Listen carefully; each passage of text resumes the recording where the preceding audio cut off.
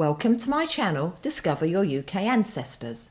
In this video, I'm going to give you an essentials recap highlighting the most important bits of the 10 videos that I've recorded so far. Each of my videos has explored a different topic and they're all relevant to anyone who's new to researching their family history. I shall post links to each video in the comments section so that you can easily find those that you want to watch in full. Most of my videos are under 10 minutes long, so you can be sure I'm not padding them out with loads of fluff. In my first video, Family Stories, Fact and Fiction, I told you about the importance of getting what you know, or rather think you know, written down, and how to use a 4-generation pedigree chart to help you. I also suggested that you speak to family and friends to get their recollections. In these conversations, you should aim to get more than simply names and dates. Just remember that the tales of family folklore that have passed down through the generations may be just that. There was a game that I used to play as a kid called Chinese Whispers. I'm sure you'll remember it. I mention it because accounts of people and incidents can easily get embellished as time goes on. My next video, called Old Photographs Meet New Tech, was a practical video where I showed you, using AI, how technology can help date your family photographs, which in turn may be able to help you identify who you're looking at. Back when I started researching my family, my dad gave me a stack of black and white photographs, supposedly of family members. Now, of course, I recognised some of the people, or in some cases, names and dates had, very helpfully, been written on the back. But I was still left with a pile of unknowns. In this video, I demonstrated how I have used AI to help date some of these photographs and also to estimate the ages of the sitters. And while it's not perfect, it does help to reduce the options. In this video, I also showed you how you could use online restoration tools to bring faded photographs back to life. As you start your family research, you soon start to gather paperwork and online records, which will get very disorganised unless you get a proper system going.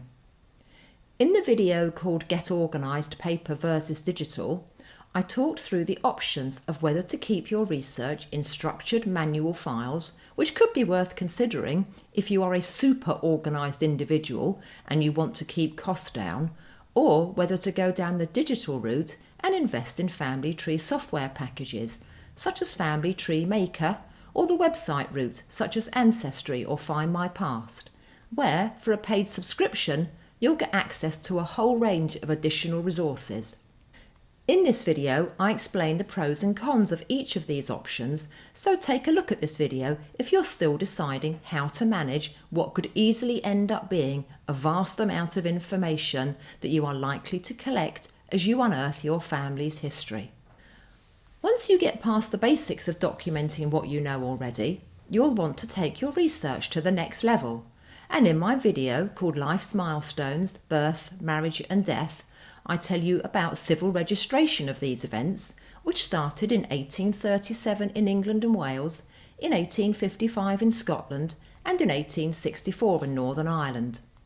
Why the information held in them is really useful, and what to look out for. Sometimes it's the small details that are the most interesting. I explained how to get hold of these certificates, whether your ancestors are from England, Wales, Scotland or Northern Ireland. I also cautioned you about spellings and how illiteracy meant there could be all sorts of spellings for the same family. So I suggested being flexible with your searching and using wildcards. As you find your ancestors, you may well uncover family names, with lots of people called James and Mary and so on. It wasn't that people lacked imagination, and in my video called Naming Traditions Explained, I tell you about the family naming conventions that existed through the 1700s and into the 1900s. Some families incorporated the mother's maiden name, usually as a middle name when they named their children, and this can be a massive bonus to the family historian. Of course, people's horizons were generally much narrower then than they are today, and there was no such thing as a book of baby names. In my video called You Found the Names and Dates, Now What?, I suggest what you should do after you've got hold of the birth, marriage and death certificates. If you're lucky, you'll have most, if not all, of this vital information for your parents, grandparents, great-grandparents, and if you're extra lucky, a great-great-grandparent or two. Now, you can't research all these people at once, as it will become very overwhelming very quickly. So this video gives you some suggestions as to how you could be more targeted. Looking for unusual names, people who lived in smaller villages and towns, and those with a professional occupation are just some of the tips suggested. Beyond birth, marriage and death certificates, the next most important document for the family historian is the census, planned to be taken every 10 years, starting in 1841 in England, Wales and Scotland, and in 1821 in Northern Ireland. When I started prepping for the census video, I planned to cover the census records for all the nations in a single video, but it became apparent very quickly that there are a number of differences between the nations and I needed to separate the subject into 3 videos.